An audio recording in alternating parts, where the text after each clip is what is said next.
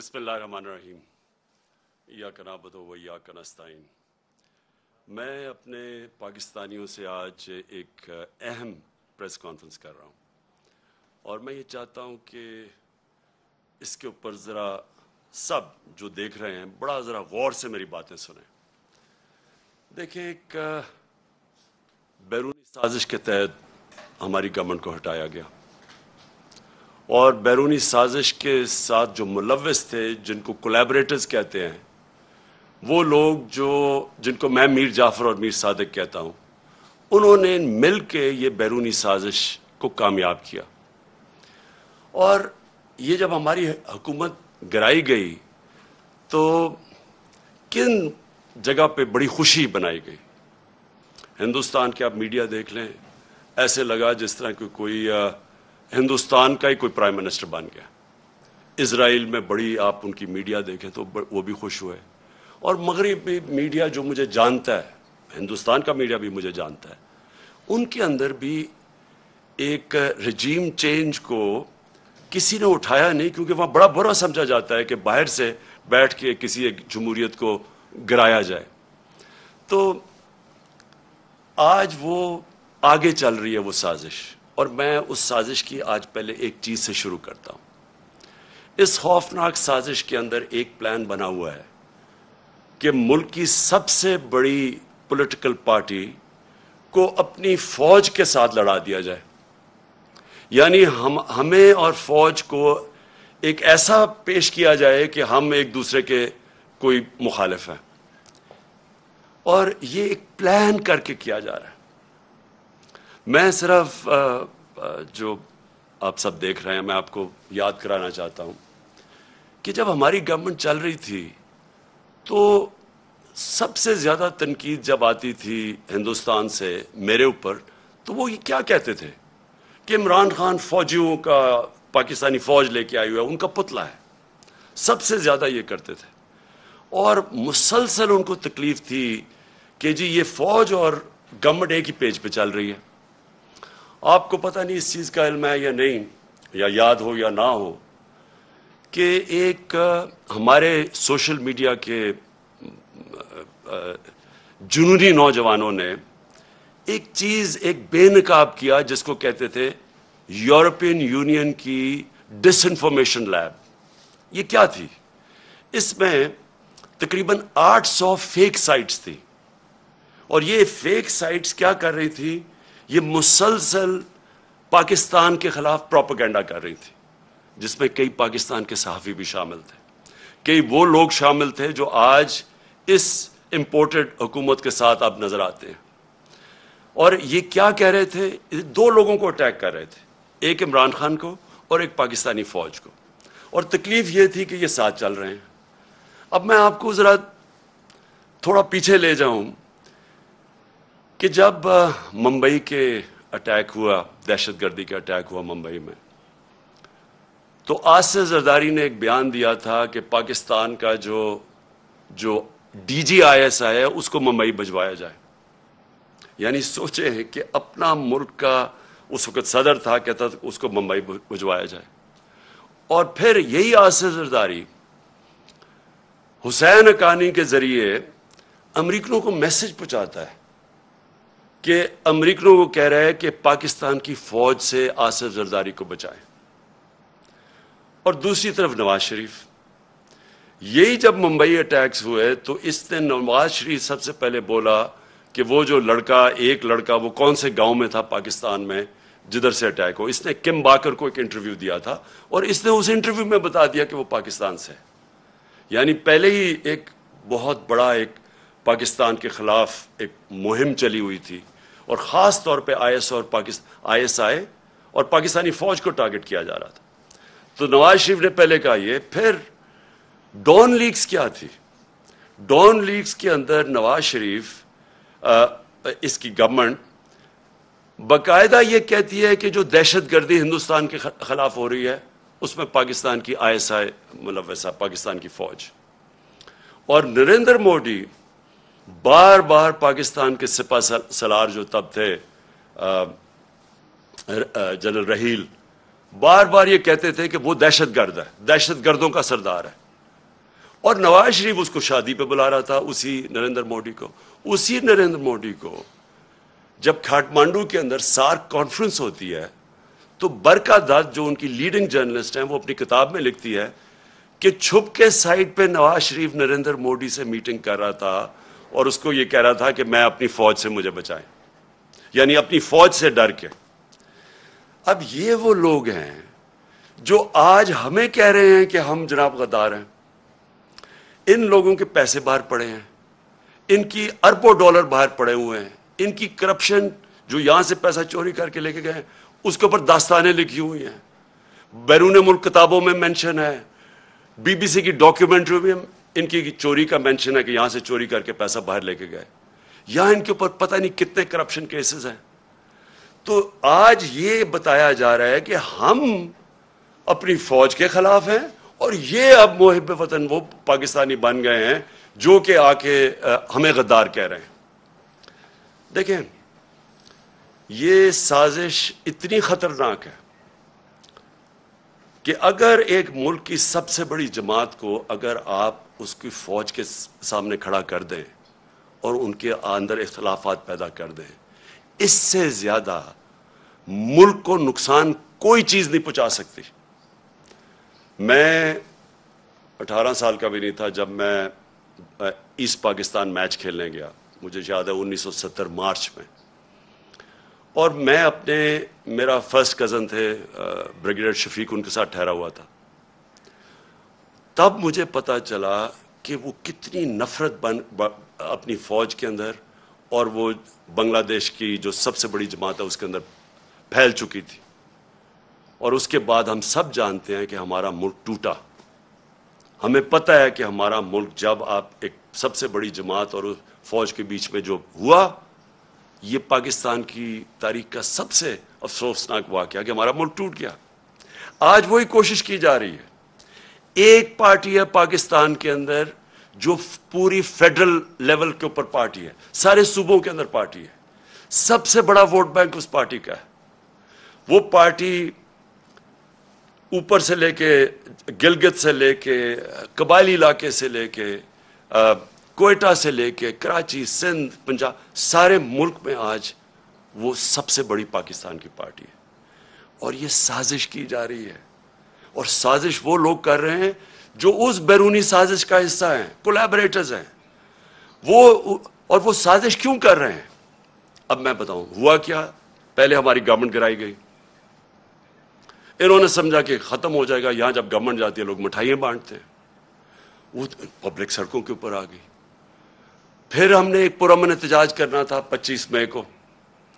انہوں نے وہ یعنی عوام کے خلاف جو ظلم کیا ہے، یعنی کبھی اس ملک کی تاریخ میں ایسی حرکتیں نہیں ہوئی. 2-3 بجے لوگوں کے گھروں میں جا کے وہاں عورتوں نہ چادر نہ چار دیواری کی فکر، وہاں انہوں نے دہشت پھیلائی. کبھی ایسی دہشت نہیں پاکستان میں پھیلائی گئی. جس طرح کی شیلنگ کی فیملیز پہ، لوگوں پہ، یعنی جو انہوں نے کر سکتے تھے وہ ظلم کیا. اور اس کے پیچھے ایک ہی سوچ تھی کہ اس کو کرش کر دو پارٹی کو. ان کے ممی ڈیڈی ٹائپ لوگ ہیں، یہ جب ہم پورا زور لگائیں گے، ان کو ڈرائیں گے، یہ سارے گھروں میں بیٹھ جائیں گے. اس کے بعد آ گیا بائی الیکشن کمیشن پوری طرح ان کے ساتھ ملی ہوئی. اس نے ہر حربہ استعمال کیا ان کو جتانے کے لیے نون لیگ کو. ایڈمنسٹریشن ساری ان کے ساتھ ملی ہوئی. پوری انہوں نے کوشش کی وہ الیکشن، اور ان کو پورا اعتماد تھا کہ وہ الیکشن جیت جائیں گے. اس طرح کی پبلک نکلی کہ پاکستان کی تاریخ میں کبھی بائی الیکشن کیا، جنرل الیکشن میں اس طرح پبلک نہیں نکلی. اور سارے جو منصوبے تھے ان کے فیل ہو گئے، اور یہ ساری جماعتوں نے مل کے الیکشن لڑا اور وائپ آؤٹ ہو گئی پنجاب سے. اس کے بعد اور خوف مزید آ گیا ان کو. اور اب یہ جو مرحلہ جس میں ہم اب آ رہے ہیں، یہ اب وہ مرحلہ ہے. اب یہ کیا کوشش کر رہے ہیں؟ پہلے تو یہ جو سارا پوری کیمپین کی ہوئی ہے کہ کسی طرح ہماری اور فوج کے بیچ میں ہماری لڑائی شروع ہو جائے. دوسری چیز کہ انہوں نے اب پورا پلان بنایا ہوا ہے کہ ہمیں پارٹی کو توڑنے کا. پلان کا سب سے پہلی چیز آپ کے سامنے آ گیا الیکشن کمیشن نے جو یہ فورن فنڈنگ کیس ہے. اب فورن فنڈنگ کیس کے اندر کچھ بھی نہیں ہے. یہ صرف یہ کہنے کی کوشش کر رہے ہیں کہ بیرون ملک پاکستانی جب وہ پیسہ بھیجتے ہیں تو وہ فورن فنڈنگ ہے. وہ پارٹی جس کی پاکستان کی تاریخ میں پہلی دفعہ جس نے ایک باقاعدہ پولیٹیکل فنڈ ریزنگ کی ہے, جس کا کوئی اس ملک کے اندر کوئی نہ کبھی کسی نے پہلے کی, اور نہ یہ وہ پارٹیز جن کے سربراہوں کو لوگ کرپٹ سمجھتے ہیں وہ کبھی فنڈ ریزنگ نہیں کر سکتی. تو وہ پارٹی جس نے پولیٹیکل فنڈ ریزنگ کی, جس پارٹی نے باقاعدہ 40,000 ڈونرز کے نام دیے ہوئے 2012 میں, 40,000 لوگ, وہ لوگ خود کال کر کے کہتے ہیں کہ ہاں ہم ڈونر ہیں. ان میں سے کئی لوگوں کو انہوں نے بتا دیا کہ جی کوئی فورن نیشنل وغیرہ, جو ان کو کئی پاکستانیوں کو بنا دیا کہ جی یہ تو غیر ملکی ہیں. وہ پارٹی جس نے فنڈ ریزنگ کی, جس کی ساری آڈٹ رپورٹس ہیں, جس کی ایک ایک چیز ہمارے سامنے ہم نے ان کو الیکشن کمیشن کو دی ہے, اس پارٹی کے اوپر سارا نزلہ گر رہا ہے. اور میں بار بار کہتا جا رہا ہوں کہ ہم 4-5 سال سے کہہ رہے ہیں, بلکہ عدالت بھی کہے ان کو بیٹھی ہے کہ ان پارٹیز کی اکٹھی, اگر آپ نے آڈٹ کرنا ہے فنڈ ریزنگ تو اکٹھی کریں. میں صرف اس لیے کہہ رہا تھا, میں کیوں چاہتا ہوں کہ اکٹھی ہو, کیونکہ مجھے پتا ہے ہم نے کیسا پیسہ اکٹھا کیا ہے. مجھے پتا ہے کہ ہم نے کیونکہ لوگوں نے ہمیں پیسے دیے ہوئے تھے, ہم نے اپنی ساری آڈٹ رپورٹس, پوری ہماری بکس تیار ہیں. مجھے اتنا بھی پتا ہے کہ ان دو پارٹیز کے پاس کچھ بھی نہیں ہے, نہ ان کے پاس کسی نے ان کو پیسے دیے آج تک, نہ کوئی پیسے دے گا ان کو, نہ ان کے پاس کوئی آڈٹ رپورٹس ہیں, نہ ان کے پاس کوئی بکس ہیں, نہ ان کے پاس کوئی ڈونر بیس ہے. یعنی کدھر سے پیسہ آیا ان کے پاس. یہی الیکشن کمیشن عدالت کے آرڈر کے باوجود انہوں نے صرف تحریک انصاف کو کٹہرے میں کھڑا کیا ہوا, اور اتنی جھوٹی رپورٹ بنائی ہے, ایسی چیزیں اس رپورٹ میں لکھی ہیں جو جس دن میں چیلنج کرتا ہوں, جس دن اس کے اوپر صحیح معنی میں عدالت کے اندر یہ تفتیش ہوگی, میں یہ چیلنج کرتا ہوں کہ پاکستان میں یہ ثابت ہوگا کہ ایک پارٹی نے اس ملک کے اندر صحیح معنی میں پیسے اکٹھے کیے ہیں جو پولیٹیکل فنڈ ریزنگ ہوتی ہے. اور الیکشن کمیشن ان کے ساتھ مل کے کیا کوشش کر رہی ہے, وہ اس پارٹی کو جس نے سارے ایک ریکارڈز کر کے اور ساری پولیٹیکل فنڈ ریزنگ جو ہوتی ہے ساری دنیا میں وہ کی ہے, اس کو کوشش کر رہے ہیں بین کرنے کی.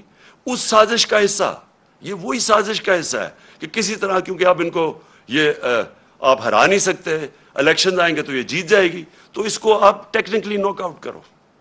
تو ایک وہ انہوں نے عارف نقوی کا نام لے لیا. 2012 میں صرف اپنی قوم کو بتانا چاہتا ہوں کہ پاکستان کا جو رائزنگ سٹار تھا, جو اس ملک میں سب سے تیزی سے انٹرنیشنل سین کے اوپر جو فائنانس کے تیزی سے اوپر جا رہا تھا, اس کا نام عارف نقوی تھا.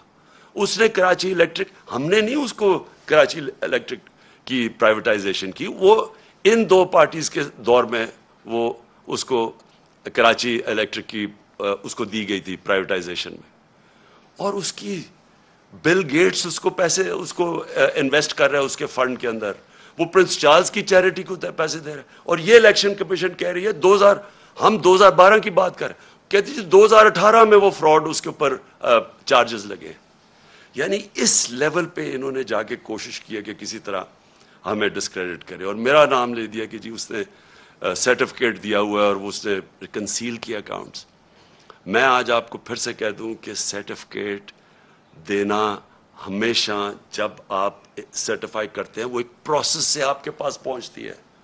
میں بکس نہیں پڑھ کے سرٹیفائی کرتا, وہ پہلے شروع ہوتا ہے نیچے سے, ہماری فائنانس ڈپارٹمنٹ کرتی ہے, وہ پھر بیٹھتی ہے آڈیٹرز کے ساتھ, ان کے ساتھ کتابیں ریکنسائل کرتی ہے, وہ پھر جاتی ہے پارٹی کی مینجمنٹ کمیٹی میں, وہ مینجمنٹ کمیٹی جب کلیئر کرتی ہے تو میرے پاس آتی ہے, تو میں دستخط ان کے کہنے پہ کہتا ہوں to the best of my ability.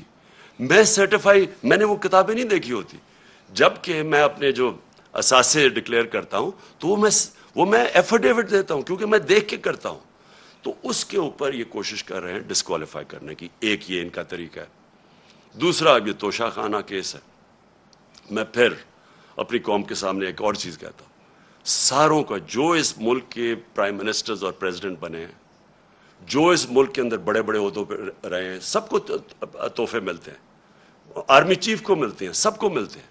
ساروں کو انویسٹیگیٹ کریں کہ کیا لیگلی جو بھی انہوں نے کام کیا ہے قانون کے دائرے میں کیا ہے یا کوئی چیز غیر قانونی کی ہے.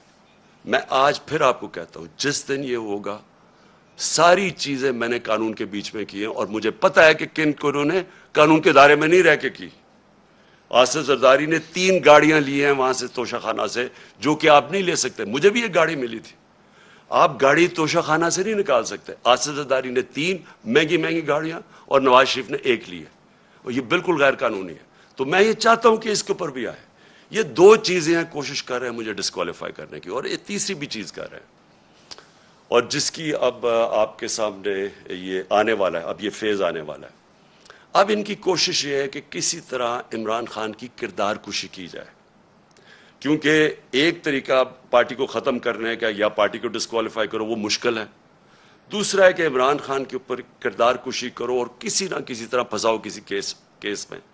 اور کردار کشی کے لیے ان کو پتہ ہے کہ کون سے میڈیا ہاؤسز ان کے ساتھ پوری طرح تعاون کریں گے, اور جن کو ان کو شک تھا, یہ جو ARY کے اوپر انہوں نے ایکشن لیا ہے, مجھے یہ اسی پلان کا حصہ ہے کہ کوئی چینل جو میرا موقف رکھے گی اس کو بند کر دو, یوٹیوبرز جو میرا موقف رکھیں گے ان کے منہ بند کر دو, خوف اتنا پھیلا دو کہ کوئی میرا موقف ہی نہ رکھے, اور وہ جو چینلز ہیں جو کہ جن کے اوپر ہمیں پتہ ہے کہ پیسہ چلتا ہے, اور ان کو پوری طرح میری کردار کشی پہ استعمال کیا جائے. اور یہ ان کا پلان ہے. اب یہ پلان شروع ہو رہا ہے, یہ جو ARY سے ہوا ہے یہ اس پلان کا حصہ ہے, اور یہ ابھی یوٹیوبرز پہ آئیں گے, ابھی یہ سوشل میڈیا کے اوپر آئیں گے, کوشش کریں گے کہ پورا منہ بند کر دیا جائے اور پوری طرح ایک عمران خان کو پبلک کے اندر ذلیل کیا جائے. میں پھر اپنی قوم کے سامنے کہتا ہوں کہ دیکھیں, میرا یہ مان ہے کہ عزت صرف اللہ دیتا ہے, اور اللہ کی اجازت کے بغیر کوئی کسی کو ذلیل نہیں کر سکتا. تھوڑی دیر کے لیے آپ سب کو پاگل بنا سکتے ہیں, آج تک کوئی بھی ایسا پیدا نہیں ہوا جو سارا وقت سب کو پاگل بنا لے. مجھے صرف افسوس یہ ہے کہ یہ جو پروسیس کرنے اب جا رہے ہیں, یہ جس طرح کی اب سختی دکھا رہے ہیں, یہ جو ایک پورا ایک نیا کہ مسل دکھا کے تو اب ہم ان کو کرش کریں گے, لوگوں کو ڈرا دیں گے, دھمکا دیں گے, اب صرف ملک کا نقصان کر رہے ہیں. میں اپنی قوم کے سامنے کہہ رہا ہوں کہ یہ جو اب فیز آ رہا ہے ان کا, اس سے ہمارا ملک ڈیمیج ہوگا. ملک کا سوچنا چاہیے. یہ صرف ذاتی مفادات کے اوپر اور بیرونی جو چاہتے ہیں, جو وہ چاہتے ہیں کیا بیرونی, کیا جنہوں نے ہماری گورنمنٹ گرائی, کیا وہ چاہتے ہیں مضبوط پاکستان؟ کیا وہ چاہتے ہیں کہ پاکستان ایک ملک بنے جو اپنے پیر پہ کھڑا ہو جائے؟ کیا وہ نہیں چاہتے کہ پاکستان لائف سپورٹ مشین پہ رہے, تھوڑے تھوڑے پیسے دیتے رہو ان کو, ان کی؟ اور یہ مجھے نہیں پتا کہ پاکستان کی ایئر سپیس استعمال ہوئی ہے یا نہیں, لیکن بیرونی اخبار, ویسٹرن اخبار آپ پڑھیں تو وہ سارے کہہ رہے ہیں کہ کوئی ڈیل ہوئی ہے پاکستان کے اوپر سے, وہ ڈرون جا کے اس نے افغانستان میں یہ ڈرون اٹیک کیا ہے. اگر ہم یہ کر رہے ہیں کہ جی تھوڑے سے پیسے مل جائیں گے اسے, میں پھر اپنی قوم کو کہنا چاہتا ہوں, دیکھیں ہم نے 80 کی دہائی میں پوری مدد کی, ٹھیک ہے اس وقت مجاہد تھے ہم, ہمارے ہمسائے ملک پہ کسی کا دوسرے ملک کا قبضہ تھا, لیکن ہم استعمال ہوئے. جیسے ہی وہ وہاں سے قبضہ ہٹا تو ہمارے اوپر سینکشنز لگ گئی تھیں.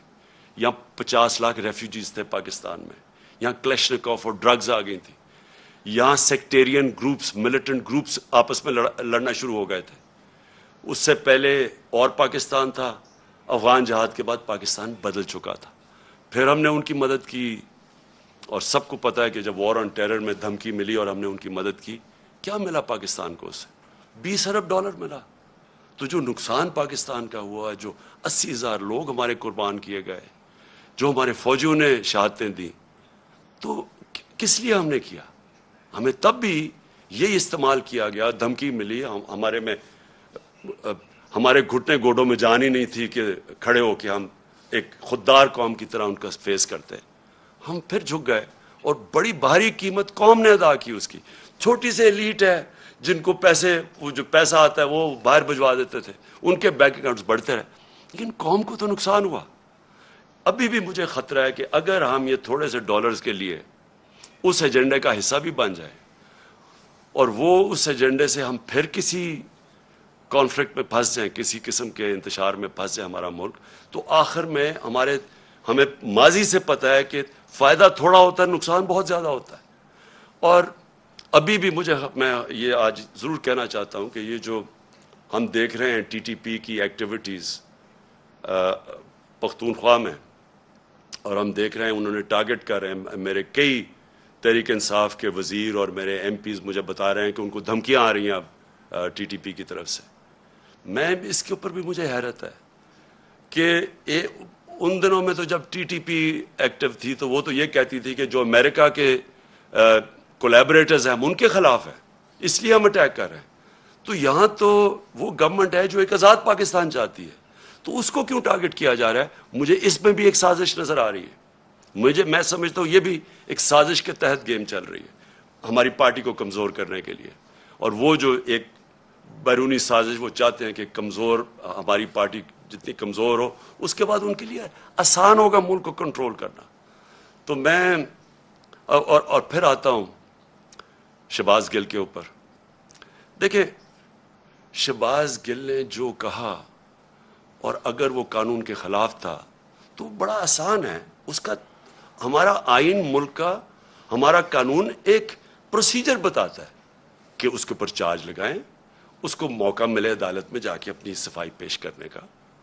اور کیا اس نے کس کانٹیکس میں کہا, کیا کہا, اسے ہر انسان کو ہر دنیا کی قانون کا نظام اس کو موقع دیتا ہے اپنی صفائی پیش کرنے. لیکن جو یہ ہوا, اس کی گاڑی کو شیشے توڑ دیے, اس کو جس طرح اٹھایا, اس کے ڈرائیور کو مارا گیا, پتہ ہی نہیں کدھر غائب ہو گیا وہ, ہم ڈھونڈتے پھر رہے ہیں, پتہ چلوا رہے ہیں کہ جی وہ کدھر جی گیا. یہ کون سے قانون اور آئین کے مطابق ہوا؟ اور میں اپنی پارٹی کی طرف سے واضح کر دوں, ہمارا کیونکہ پھر سے جینا مرنا اس ملک میں ہے. میرے کوئی بیرونی ملک کے ساتھ سے نہیں پڑے کہ میں جب مشکل پڑے تو باہر بھاگ جاؤں. میں نے تو جینا مرنا یہاں ہے, میرا تو کچھ نہیں باہر. ہماری طرح کے لوگوں کو زیادہ اس ملک کی فکر ہے, اور جس کو اس ملک کی فکر ہے وہ چاہتا ہے کہ اس کی فوج ملک کا ایک مضبوط ادارہ بنے. وہ کبھی نہیں چاہے گا کہ اس کا ملک کا ادارہ کمزور ہو. وہ لوگ جنہوں نے اس ملک سے کیا کیا تھا پہلے, میں یہ چاہتا ہوں کہ آج اب ایک چھوٹا سا کلپ دیکھ لیں. میں صرف چاہتا ہوں, اس سے بہت بڑی سٹیٹمنٹس ہیں ہمارے پاس, لیکن میں میڈیا کے لیے صرف دکھانا چاہتا ہوں کہ صرف یہ کلپ دیکھیں کہ شہباز گل نے کیا کہا, اور یہ دیکھ لیں کہ یہ جو بڑے بڑے نام آج پھر رہے ہیں جو ہمیں کہہ رہے ہیں غدار ہے, انہوں نے کیا کہا اور ان کے اوپر کیا ایکشن لیا گیا. یعنی انہوں نے کیا ایکشن لیا گیا, اور جو ایکشن لیا گیا شہباز گل کے اوپر, یہ ذرا دیکھیں. قمر جاوید باجوہ صاحب, آپ نے ہماری اچھی بھلی چلتی حکومت کو رخصت کروایا, ججوں سے زور زبردستی سے فیصلے آپ نے لکھوا کہ ملک توڑنے والے فوجی جرنیل, ان کی لاشوں کو پاکستان کے جھنڈوں میں لپیٹ کر ان کو دفنایا گیا. رکھو کراچی کے بہن بھائیوں, ایک یا دو افراد ادارہ نہیں ہوا کرتے. ایک یا دو افراد اداروں کی بدنامی کا باعث بنا کرتے ہیں, اور جب وہ ادارے کی آڑ لیتے ہیں تو اس میں پھر ادارے کے اوپر ناقابل تلافی نقصان ہوتا ہے.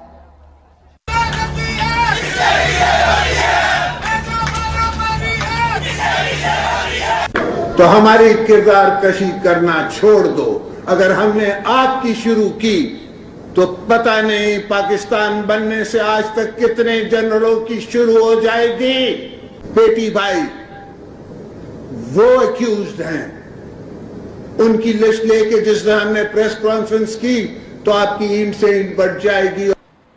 اسرائیل کے وظیفوں پہ پلنے والے جرنیلوں, ریٹائرڈ جرنیلوں, اپنے حدود میں رہو. کام کی ہڈیوں سے گوشت تک جو ہے انہوں نے نچوڑ لیا ہے اور اتار لیا ہے. ابھی نندن کی کیا بات کرتے ہیں. چیف آف آرمی اسٹاف تشریف لائے, پیر کانپ رہے تھے, پسینے ماتھے پہ تھے. شاہ محمود صاحب نے کہا کہ خدا کا واسطہ ہے اب اس کو واپس جانے دیں, چونکہ 9 بجے رات کو ہندوستان پاکستان پہ اٹیک کر رہا ہے. وہ کوئی ہندوستان نے اٹیک نہیں کرنا تھا, کچھ نہیں ہونا تھا, صرف گھٹنے ٹیک کے. اب تو میں چاہتا تھا کہ آپ خود یہ سن لیں, اس سے بہت زیادہ کلپس ہمارے پاس ہیں, اور میں اس لیے چاہتا تھا کہ آپ یہ سارے سن لیں کہ ان کے اگینسٹ کیوں کوئی ایکشن نہیں لیا گیا. یہ تو کلپس ابھی اویلیبل ہیں, کیا ان کے اوپر, اور ان کے اوپر تو ایکشن پہلے بھی لینا چاہیے. جو یہ سارا ڈان لیکس تھا اور جو میمو گیٹ تھا, کیا یہ لوگ آج ٹھیک ہیں؟ اور ہم وہ پارٹی جس نے آج تک صرف اپنا ملک کا سوچا ہے, جس نے اس ساری جو جدوجہد ہماری ہوئی ہے, آپ یقین کریں کہ اگر کوئی بھی, جس طرح ہم نے یہ مشکل وقت سے گزرے ہیں, جو ہمارے اوپر مشکلیں گزری ہیں, میں آج آپ کو کہتا ہوں کہ ہم نے ہر وقت صرف اور صرف پاکستان کا سوچا ہے. ہمارے پاس اس وقت اسٹریٹ پاور ہے, ہم سارے پاکستان کو بند کر سکتے ہیں. ہمیں صرف کہ ملک کے معاشی حالات آج ایسے ہیں کہ ہمیں اپنے ملک کی فکر کرنی چاہیے, اور اس لیے ہر چیز, مظاہرے بھی کرتے ہیں تو پرامن. صرف 25 مئی کو ہمارا پرامن مظاہرہ تھا جب انہوں نے ہمارے پر انتہا کا ظلم کیا. آج تک کوئی ایک بتایا کہ ہم نے اپنے ملک میں کوئی توڑ پھوڑ کی, کوئی ہم نے اپنے ملک کو نقصان پہنچانے کی کوشش کی, جبکہ یہ وہ لوگ ہیں جنہوں نے اور جو چیزیں چھوڑے, جو انہوں نے اس ملک کو لوٹ کے باہر پیسہ لے کے گئے ہیں. یہ کیسے محب وطن ہو گئے؟ تو میں آخر میں میں صرف یہ چاہتا ہوں کہ یہ جو کوششیں ہو رہی ہیں سازش کر کے ایک ملک کی سب سے بڑی جماعت کو توڑنے کی, ہمارے لوگوں کو توڑنے کی بھی کوشش کی جا رہی ہے, اور کہ الیکشن میں کسی طرح یہ اتنے کمزور ہو جائیں کہ جب یہ الیکشن ہو, اور الیکشن کی پلاننگ کر رہے ہیں کہ یہ اتنے کمزور ہو جائیں اور پھر نواز شریف آئے وہاں سے انگلینڈ سے, اور اس کے بعد کہیں کہ جی دیکھیں عمران خان کو بھی ڈسکوالیفائی ہو سکتا ہے اور وہ بھی ہو سکتا ہے, ہم دونوں کو ایک ملا دیں, اور اس کے بعد یہ پھر وہی اسی الیکشن کے ذریعے الیکشن کروائیں. یہ گیم ہے بیسکلی کہ کسی طرح ہمیں چھوٹا کر کے کٹ ٹو سائز کریں. میرا اگلا سوال یہ ہے, جو بھی یہ پلاننگ کر رہے ہیں, کیا یہ پاکستان کے لیے بہتر ہے؟ کیا پاکستان اس میں سے اس دلدل سے نکلائے گا؟ پاکستان کو تو اس وقت سب سے زیادہ ضرورت پولیٹیکل سٹیبلٹی کی ہے, کہ ایک تکڑی گورنمنٹ آئے, اسٹیبل گورنمنٹ عوام کی پاور سے, جو پھر اس ملک کو اس دلدل سے نکال سکے. کیا اس میں یہ جو پلان بن رہا ہے, کیا اس میں پاکستان میں پولیٹیکل سٹیبلٹی آ جائے گی؟ اور جو بھی یہ پلان بنا رہا ہے, کیا اس کو اپنی ذات کا سوچ رہا ہے یا ملک کا سوچ رہا ہے؟ یہ صرف تھوڑے سے لوگ اپنی ذاتی مفادات کے لیے اس ملک کو ادھر لے کے جا رہے ہیں, اور مجھے افسوس سے کہنا پڑتا ہے کہ خدا نہ خواستہ یہ ادھر نہ چلا جائے کہ ہم سب کے لیے اس کو نکالنے کے لیے اپنی اور نیشنل سیکیورٹی کمپرومائز کر دیں. ابھی بھی مجھے خطرہ یہ ہے کہ ابھی بھی ہم کوئی ایسے فیصلے نہ کر لیں جس سے ہماری نیشنل سیکیورٹی کمپرومائز ہو. صرف ایک راستہ ہے آج, اگر ہم نے اس سے نکلنا ہے, صرف ایک راستہ ہے, اور وہ ہے صاف اور شفاف الیکشن. اگر ملک کو ہم نے اس مشکل سے نکالنا ہے, اس کے علاوہ صاف اور شفاف الیکشن کے علاوہ جو اور راستہ لیں گے, ملک مزید اور نیچے جاتا رہے گا. جس طرح کی مہنگائی آج ہے, جس طرح کے لوگوں کے حالات ہیں, جس طرح کے بجلی کے بل ہیں, ہر چیز مہنگی, اور ابھی مزید اور مہنگی ہوگی کیونکہ ڈیویلیویشن جو ہوئی ہے, یہ ساروں سے عوام کے اوپر بوجھ بڑھتا جائے گا. اور پھر سے آخر میں صرف صاف اور شفاف الیکشن سے ہم اس سے نکل سکتے ہیں.